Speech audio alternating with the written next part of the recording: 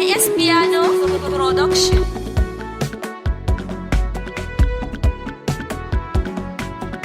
Sako daga Baba Ciyaman, shugaban hukumar Jalla. Sako daga Baba Ciyaman, shugaban hukumar Jalla. Lokaci na gyara kananmu, yayi 'yan uwa kuma lura. Har da fasali na siyasa, dole ne a yi masa gyara. Aiki da hankali da tunani, ilimi manyanmu da yara. Yanzu lokacin abuwa ne, halin Rasulu zami kalla. Rasulu zami kalla. Tsare-tsare dole mu tsara da 'yan uwanmu karmi gaba. Dole ne mu gode wa Allah, ni'ima yayi mana babba. Kuma mu bayyana mu yi aiki, ba wai mu dinga surutu ba. Lokacin zaman lafiya ne, arzikinmu zami talla. Arzikinmu zami talla.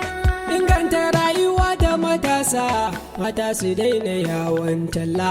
Dawo da tarbiyyar al'umma, da martaba muna madalla. Lokaci na ƙulla zumunci, yayi sai mu yi don Allah. Da can garuruwa da kasashe, jihar Kano suke yin kalla. Jihar Kano suke yin kalla.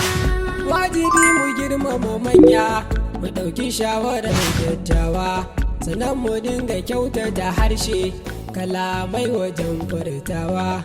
Ƙungiyoyinmu su dage, al'umma suke gyarawa.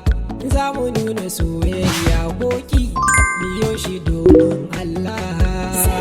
Shi domin Allah.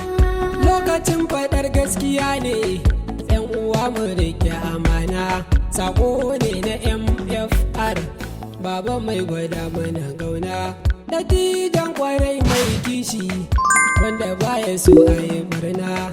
Allah ya samu yarda mu gyara, Haidar Asad ne mana shila.